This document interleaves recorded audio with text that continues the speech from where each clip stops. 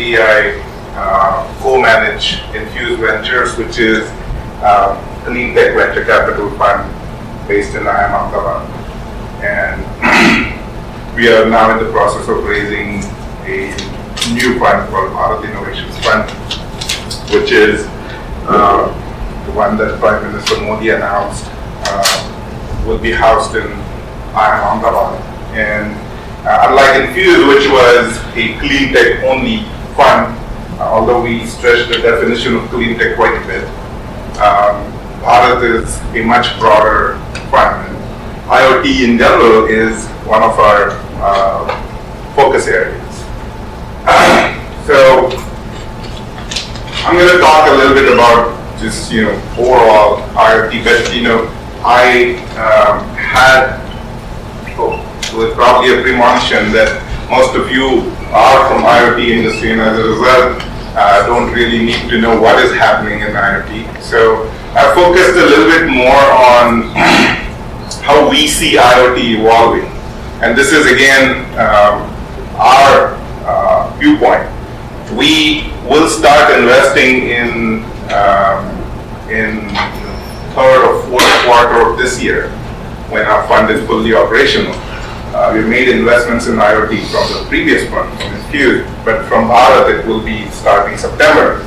And so we are looking at it from the viewpoint that our investee companies will come to future rounds, Series A, B, etc., about 2+ years from today.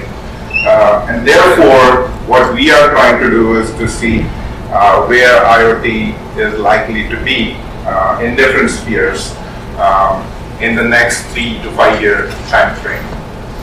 And so this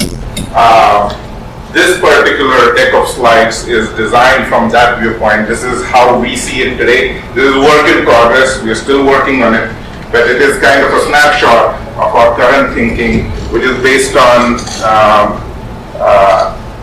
evaluating companies as well as evaluating a whole bunch of deals that have happened recently in the IoT space, both in India and abroad. And so take it with that grain of salt that this is probably quite a bit forward-looking, and we would be making statements that may not actually come to fruition.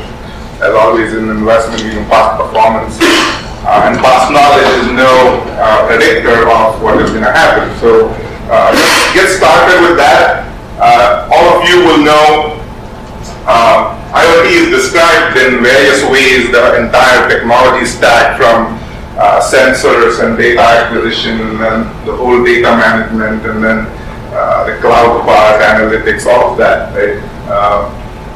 I am drawing it a little bit differently, and let me just walk you through that. This is the primary data creator. Now this is an entity view, different kinds of entities that are playing their part in each sliver of that stack, right?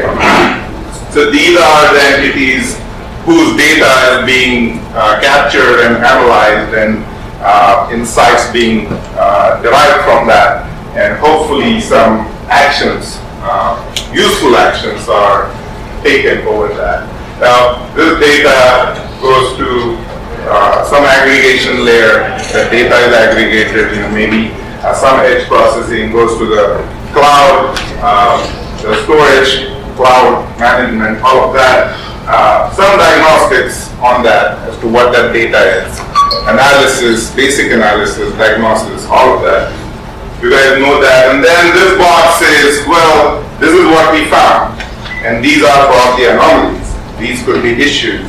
And therefore, we recommend that such and such actions could be taken. Right? It could be a predictive maintenance solution in an industrial IoT. You take your pick as far as IoT vertical is concerned. But there is something that comes out of all that analysis of that data.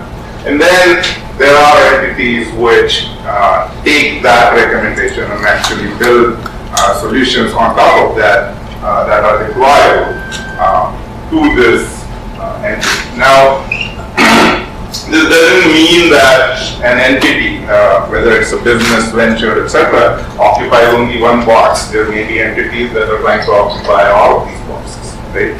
So it's not a one-to-one correspondence between a box and a company that offers any kind of solution in IoT.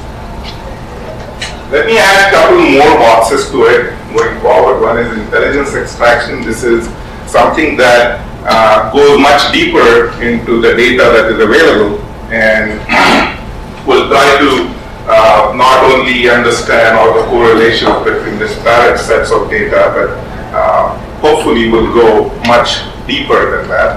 And then in order to do that, and in order to do a much richer intelligence extraction, probably it is going to rely on a whole bunch of auxiliary data, which is not necessarily coming from the primary data creator, but other entities. And this data could be something where you know that there are good correlations, and something in some cases you still have to find those correlations.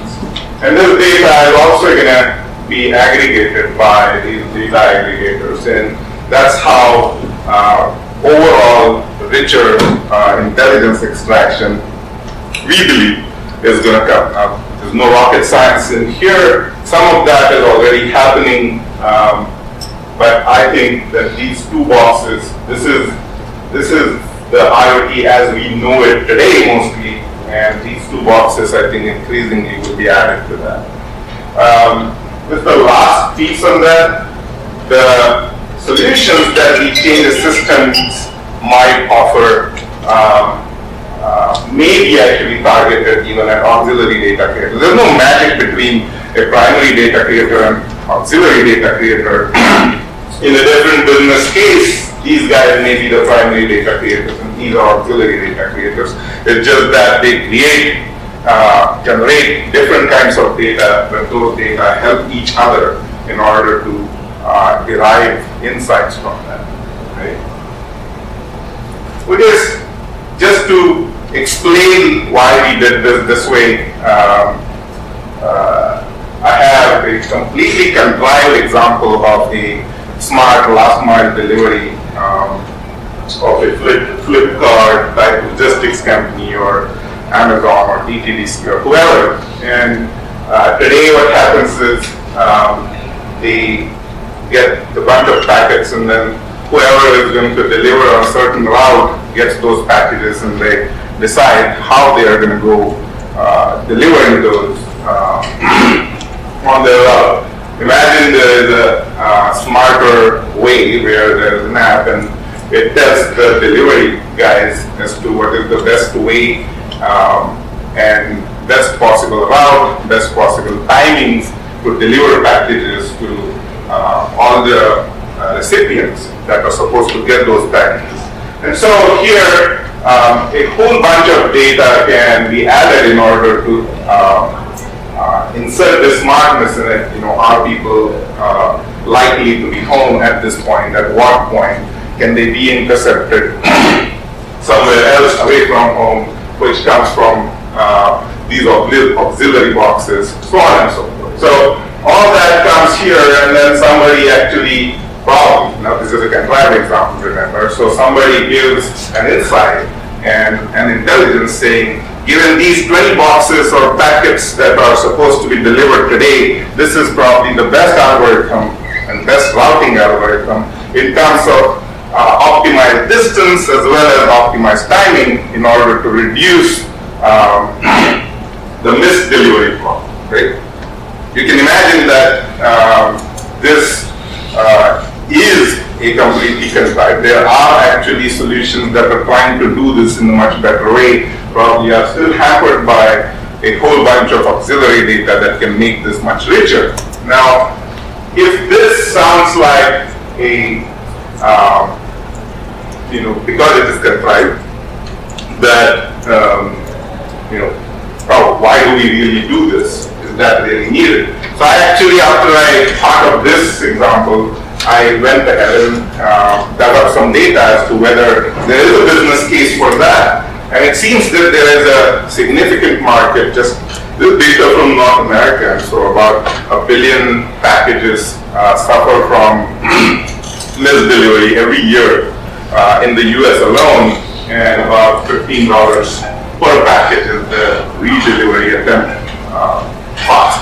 So you can see that even simple apps or solutions, that simple as in, something that sounds simple, but has a lot of complexity that goes into in terms of the disparity of data that makes it richer, can have a significant business potential. And you'll see that what we are seeing today currently is that a lot of money is going into and has been going into really point verticalized solution that solves a problem that, when you first hear about it, you even kind of raise your eyebrows and say, is that such a big problem? But there are a whole bunch of startups that are solving these point problems, right? So this was just to illustrate why I added those two boxes.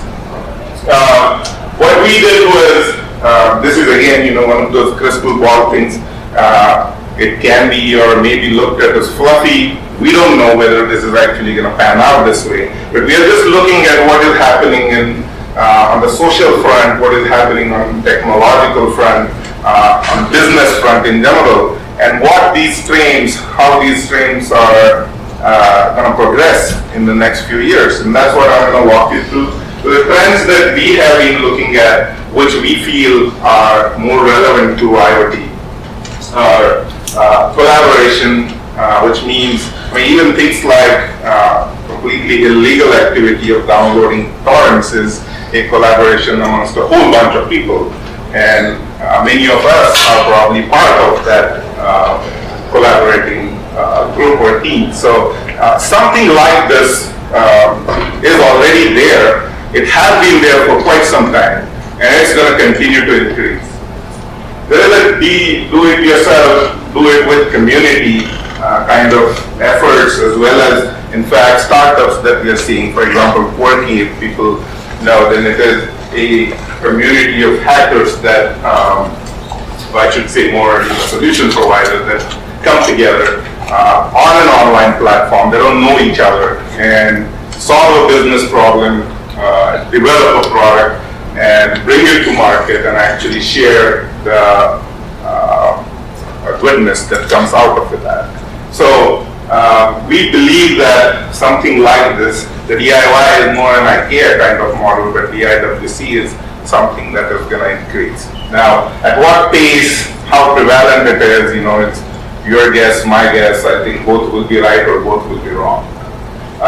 Shared economy, I think it's a bigger form because we feel that it is already there and it is going to increase substantially. We are very bullish about that and continue to be. There are lots of data points about value being created in shared economy ventures, something like ride sharing, etc., etc. Very simple, well-known examples of that. Trust. We feel that the definition of trust is changing quite a bit, and this has some implications on whether people will share the data, whether people will hoard the data, even if data is available. And in our parents' generation, for example, people bought things based on somebody recommending those, and that somebody happened to be somebody that you knew and looked up to. Now it's quite common to actually trust complete strangers, and instead of familiarity, what we trust more is experience of that stranger and whether they have had relevant experience. So you go to TripAdvisor and you go to Airbnb and you look at reviews and you actually make your decisions based on a whole bunch of strangers giving their opinion. So I think that is something that is going to continue to build momentum. Transparency in dealing. Now we see this in companies probably somewhat nascent here. The government is going to also try to increase the level of transparency in transactions in general. So that is probably an upward trend. With all the productivity gains and the technology, we seem to be becoming more and more at a loss when it comes to actually freeing up time to do whatever we need to do. So that is one. Being distracted with a whole bunch of things under the guise of multitasking, etc., is also an issue. The data ubiquity is probably very well understood. I don't need to explain that. There are a whole bunch of statistics on how much data was generated in the last year and the year before last out of all the data that is there. So it is growing crazily exponentially. So and both in terms of volume as well as in terms of the kind of data that is actually getting there. A lot of advances in synthetic biology, which we are conditioned to think of as the domain of mostly healthcare, but a lot of that is actually making inroads into many other industries. We are seeing that in clean tech. We actually have an investment in a company that uses microbes and bacteria and solutions derived off of that for cleanup operation. There is also augmented reality and virtual reality, both of them. I think it's fairly well understood. This is something that can have significant impact. The technology for that is rapidly getting there. So that is something, artificial intelligence, I think it's a no-brainer. The advances that neural networks are made now in various aspects of life as well as businesses is phenomenal. So that is going to continue to come. The 3D printer and 4D printer-based distributed manufacturing is a significant trend that is going to accelerate and change manufacturing as we know today. There is mixed demographic. It's somewhat interesting because people live longer, and now suddenly we are in a society where there are teenagers or below, which are also kind of demanding customers, and then all the way up to our parents' generation. And not only that, there's this age gap. There's of course age gap, the generation gap, etc. But a lot of the likes and dislikes are also kind of percolating down and bubbling up between these layers. And as a result, I think the kind of products and services that people will demand and do demand are not necessarily or cannot necessarily be inferred from their age. So doesn't mean that, it means that old people will always need these kinds of things. These are the kind of inferences or assumptions we cannot always make, and it will increasingly be so going forward. Urbanization is very well understood. Disparity in incomes is well understood. Health as a concern is well understood. So I'm not going to go over those. And skill gap is a significant one when it comes to industrial IoT, etc., and many other sectors as well. Even in services or labor-intensive manufacturing sector, there is actually a nice career study that says that they are trying not to automate. It is labor-intensive, like leather and textiles and many other industries. But what they are being hammered, they are trying to just increase the use of machinery, not necessarily overall complete automation, robotics-based, etc. And the definition of labor now, good labor, is essentially somebody who can manage and use that machine efficiently. And they are feeling and they are seeing a significant issue in finding people who can just operate the damn machine. And the machine is not very intelligent, right? It's not a robot. So they have also found that where companies increase the use of machines, they haven't really seen a significant decrease in the labor that is required. It means the labor to machine ratio hasn't really changed significantly. So the skill gap is a significant one, and thanks to our LPs in our fund, which is one of them is the government itself. So we have always had really deep connects in the erstwhile Planning Commission and now the NITI Aayog. And if you ask them, what keeps you awake the most, then job creation is obviously, all politicians are really worried about that. And the skilling gap in general. It's not just at the K through 12 education, it's not just in the university education, it is in general across the board. So that's a significant one. We believe that the reason it is here is because in spite of all the efforts on getting better and better quality education in place, this is something that we don't see is going to be bridged effectively. It may actually be exacerbated as technology improves and jumps multiple folds. So the reason behind doing this is to kind of do something like this, or we got that climate being a clean tech fund. We are very sensitive to that, the climate issue, the scarcity of resources, the circular economy, reduce, reuse, recycle, all of that, right? And what we did with that is we picked some of those trends and did some sort of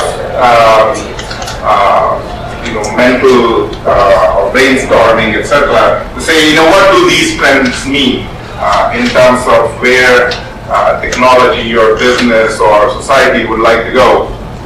And these boxes here, it will always be here on each successive slide, is the synthesis of all that, which says, what kind of business opportunities, right, venture opportunities will evolve out of this. So here we feel that such massive and disparate data, just aggregating it, processing it, and then deriving intelligence from it at as local a level as possible is going to be a significant opportunity going forward. I'm not going to go through each one of those bubbles and explain those in detail. I think, if you just think about these trends, even for us, it's kind of intuitive as to how this might progress, right? Similarly, if you look at different sets of trends, then you come across this. Now, the definition of sensors is changing. We talked about the biology, synthetic biology, actually adding to the kinds of sensors that we are used to using. But more and more, potentially, the sensors are not even physical sensors. So we expect both image, video, and audio analysis to actually be used in place of sensors in a significant way. And I think the technology to do that is already there. So in my past life, I used to design and manage microprocessor design projects for Intel. And when we started the Core i7, which became Core i7 now, I was part of the initial pathfinding team. And this was in 2001-2002 timeframe. And before you decide what you are going to develop as a chip, you go across the world and go to a whole bunch of software developers and researchers and say, what kind of computing are you trying to do? What kind of problems are you trying to solve? And so the media lab used to be a stopping point, or not stopping, actually a stop on our journey. And there I saw a researcher who had essentially collected a 15-minute recording with a single microphone, with a room full of people having different conversations, kind of one-on-one kind of conversations. So he had picked up that entire sound that was generated in that room, and he had algorithmically actually separated individual person-to-person conversations. And I'm talking in 2001. And the reason he was actually hampered was not because algorithmically he couldn't do it, but because it was taking enormous computing power to do that. And so that thing was running for days in order to complete a 15-minute recording analysis. Now the computing power has increased substantially. And so these kinds of technologies are already there, a whole bunch of, at least in an industrial sense, and even probably in automotive sense. The need for many sensors will probably be completely obviated because of analysis of images, videos, and sound.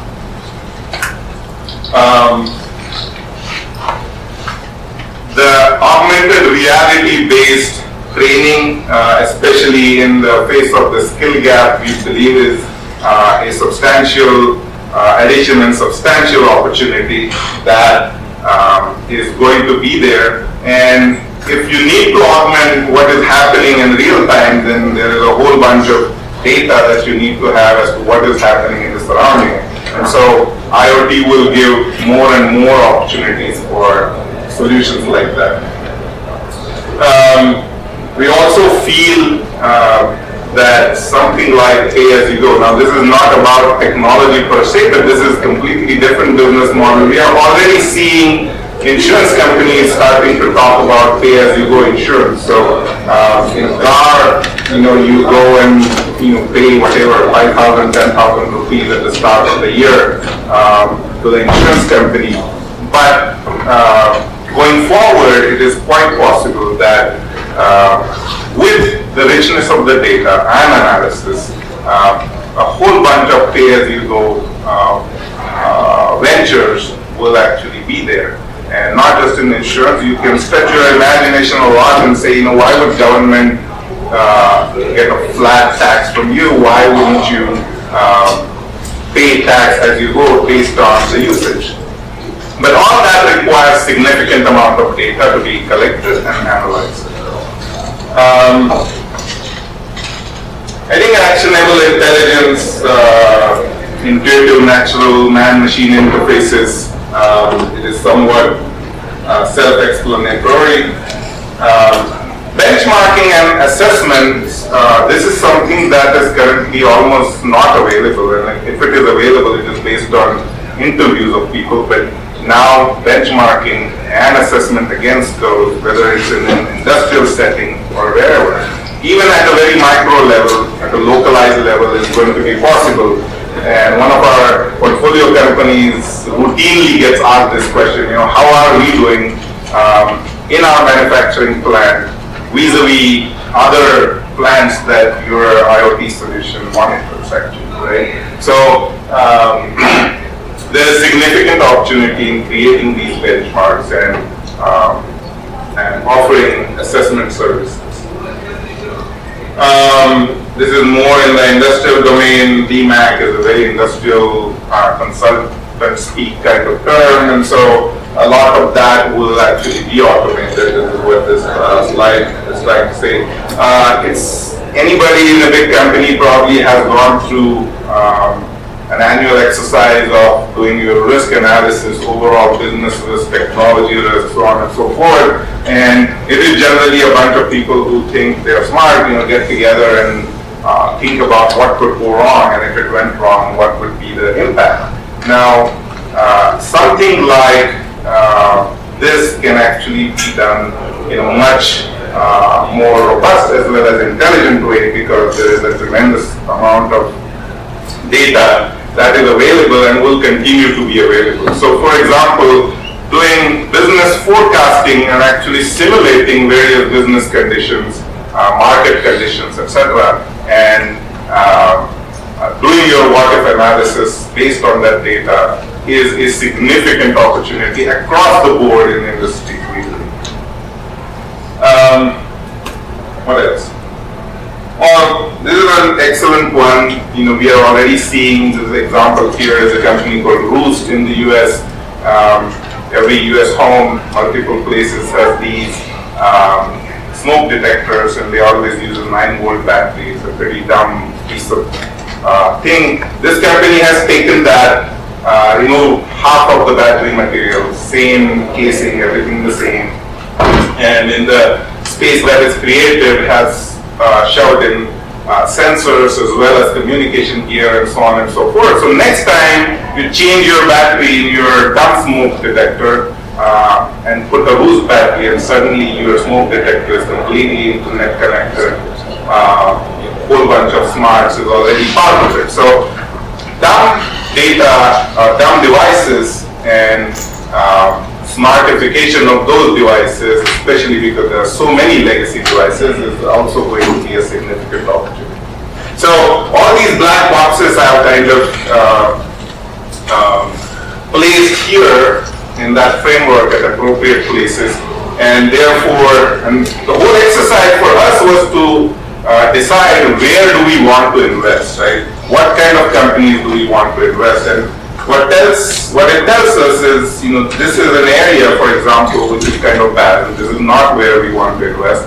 A whole bunch of companies already have a whole bunch of very mature platforms, kind of generic platforms, IoT platforms, and that is not what we are interested in. And when we put that insight against where money is going, it kind of bolsters our conviction, because a lot of money is actually going in very point solutions, companies that offer a very point solution, but offer it across the stack. Not just, I'll collect your data and I'll offer it to you to analyze, and then you do whatever you want to do with that. But these companies are actually going and trying to solve the problem, going actually and almost putting the customer's hat and saying, hey, let me pinpoint areas of improvement and issues and quality problems and so on and so forth. So that is how we believe IoT is going to shape up, and where the money is going to go, where the big opportunities are. I put that in the context of automotive IoT. Until now, this was probably IoT in general. And so here I have a bunch of slivers that are about data, the acquisition and an auxiliary data acquisition and integration management, all of that. And here it's the solution gap, and I've divided it into three components of automotive IoT. One is before the car is designed or conceived, then when the car is actually produced, and then the third one is when the car starts running on the road. And if you just plot it here, we believe, now again, this is not to scale, so your mileage may vary based on your experience, but we believe that when it comes to the design stage of a car, then IoT can help significantly, but there is a significant amount of work that is needed in order to get both primary and a whole bunch of auxiliary data as to what happens to the car once it is outside in the field, in terms of different kinds of demographics using the car in different conditions, and what kind of problems they face. So a whole bunch of that data and analysis needs to happen and will happen before the car is actually finally designed. The management piece, as I said here, is not such a big deal. I think there's not a big technology gap that we see. Modeling scenarios with rich data is a significant opportunity and also a significant gap. Wherever we are seeing gap, we believe is going to be an area for opportunities. Putting the production, now this is very classical manufacturing or industrial IoT, so I'm not going to get into too much detail. It kind of follows that, but here, at least in your own factory, there's not a significant gap to acquire data, at least your own primary data. So it kind of follows the same curve, but when it comes to the car actually being used on the road, that is where I think the big gaps are there. This is just a start at this point of platforms like CarIQ or others. I think across the board there is a significant opportunity for putting things together in order to get IoT into the automotive space once the automobile is outside the factory and is being used. So in general, for automotive or any kind of IoT, in fact this is supposed to be automotive, so I put that automotive spin in the last slide, but in any kind of IoT, we believe that the sea of opportunities are in sensing, not just in terms of new kinds of sensors, as in new physical sensors. A significant number of sensors will be biology based, and a significant number of sensors will actually not even be sensors, because something else is going to give insights so that we can infer what that sensor was supposed to be or could have done, right? So a simple example is we can use a pressure sensor to read atmospheric pressure and then therefore give idea about the altitude at which you are measuring that pressure. So, but you want to measure the altitude, you use a pressure sensor. So that kind of inferential sensing is going to be there increasing. But we believe that a whole bunch of opportunities will be created in the video and image and audio analytics itself. And we certainly see a whole bunch of possibilities. So in our fund there is some thought about seeding ventures. And this is one of the areas that we're very bullish about. What happens on the edge, in the gateway, near the gateway, especially with a whole bunch of data coming in, edge is generally fairly dumb thing right now, but not all data needs to go to the cloud. I think that realization is already there. Can edge processing be on the fly, augmented, or rather made intelligent? As more and more heavy iron analysis happens in the cloud, how does the edge become smarter and smarter and gets the benefits of all that analysis? And in automotive, especially on the road, I think in real time, doing edge analysis is going to be much more important, because you can't always wait until it goes to the cloud and comes back. And then all the analytics in industrial IoT, in automotive factories, actually, this is currently the domain of highly paid manual consultants. And I think what we are seeing is more and more companies with software solutions trying to get into that domain. So the holy grail is to replace the consultants as much as possible. So take analytics from that broad sense, not just pointing out correlations kind of analysis, but actually what do we do with that, and what kind of hidden issues are there, and what could be the root cause, and so therefore where should we look for fixes. That's pretty much what I wanted to cover. If you want to talk about any of IoT related things, or from investment point of view, then that's my email address at Infuse Ventures, and my lighting company. We are fixture manufacturers, but if you have an IoT solution, then we would like to partner with you. So there's a plug for that. Any quick questions? I don't know whether we have time, but probably not. We already started late. So this was supposed to just lay a little bit forward-looking groundwork for that, and hopefully it will nicely flow into what these guys have put up with. So one thought from your end. So in general, what I have observed in automotive, especially cars, any technology adoption is very slow. Like even the infotainment systems which are coming now have very dumb, like 20-year back kind of interface. Okay, so any thought of that? Like, I think these are not very costly devices these days, right? Many of the sensors, warning systems, they are pretty cheap. But I don't see mainstream companies, at least in a mid-tier car range, adopting them. I believe, and I agree. I believe that is because there are significantly more convenient and portable alternatives to that. And so, people are used to consuming content. You spend maybe about half an hour in the car, but you consume content outside the car in completely different ways. So why would you shift from this to that in the car? And especially those other alternatives, if they are leapfrogging what is available in the car itself. And as you know, then that would put pressure on infotainment systems, built-in infotainment systems getting into the car. It is very similar to a whole bunch of devices in, let's say, about 5-10 years ago.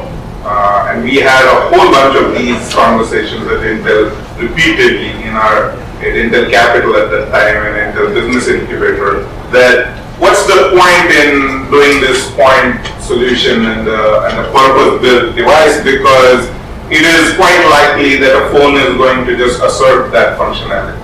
And so I feel that it is probably an artifact of that. And second thing is, it is not the technology that is really a barrier for many of these things. It is the content, the way the content is generated, managed, shared, all of that. And unless all that is also addressed, I don't see how an entire industry. Infotainment was just an example, like assisted driving, for example, making sure that I'm not too close to somebody, right? Those kind of sensors are pretty cheap, but I don't see adoption of that. They are there in high-end cars, but not coming to mid-range cars.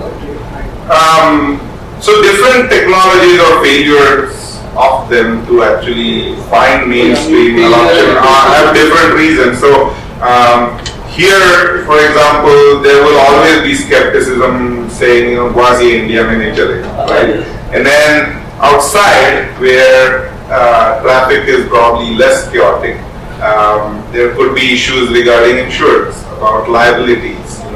So you put this sensor, but how much real value is that sensor going to give you? Is it going to make something significantly less risky, much more efficient? What? So I think different technologies were always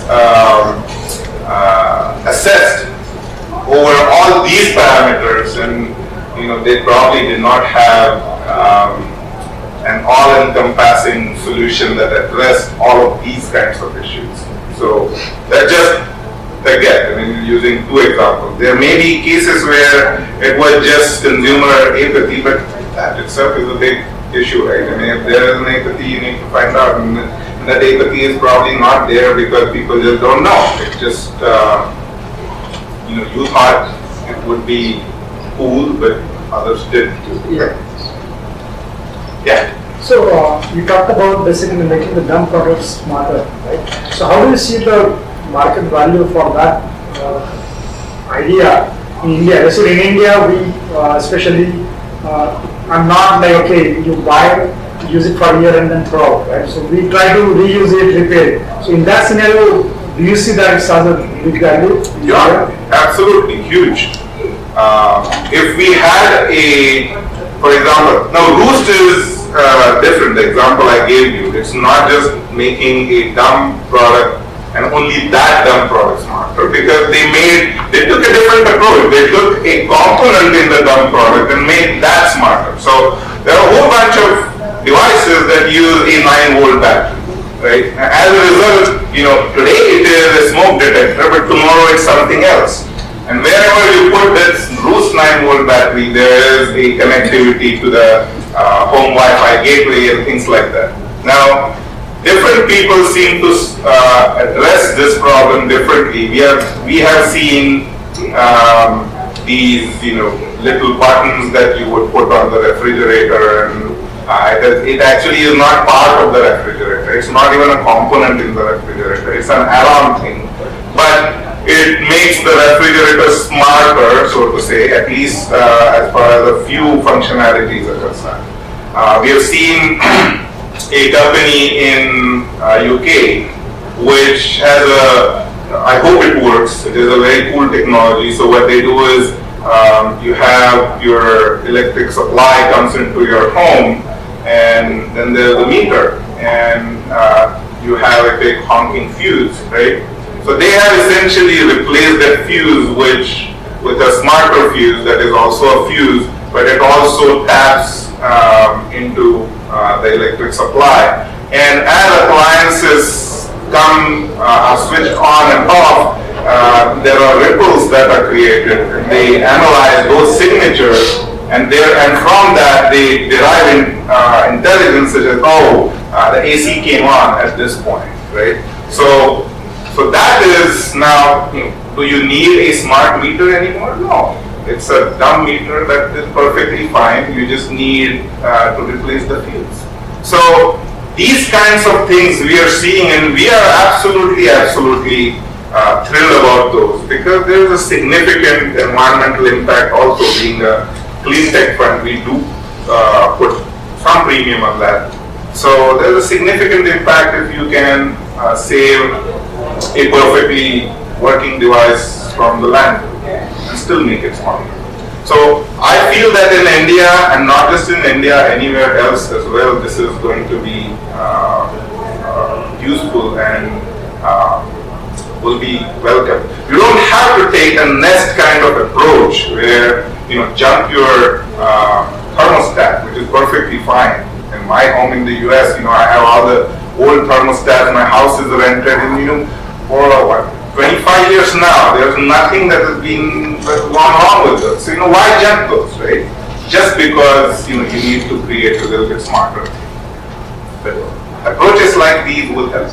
How is it being used? Is it being used especially in the industrial sector, where there is a lot of old machinery, maybe like machining tools? So are they using it now, or it's still also? No, there are not that many tools, but if you're selling to industry, so we sell lights, for example, and we always get, the first question we get is, hey, we already have these sodium vapors or whatever, can you put LEDs in, right? Because there's a perfectly good housing there, there's a perfectly good reflector there, so what can you reuse? And it's just sensible, frugal approach to business. Nothing wrong with that. So I think that is going to continue. And if you offer something like that, it will be lapped up later. But it cannot be a poor cousin to the real solution. There can be a gap, but the gap should not be huge, substantial. The Roost battery in retail is some $42 at this point. They're milking it at this point, but it will come down. It's hugely profitable. It's a buddy of mine who started it. That's why I know more about what their cost of design and manufacture. Anyway, any other questions? Okay, thank you very much, and all the best with your work.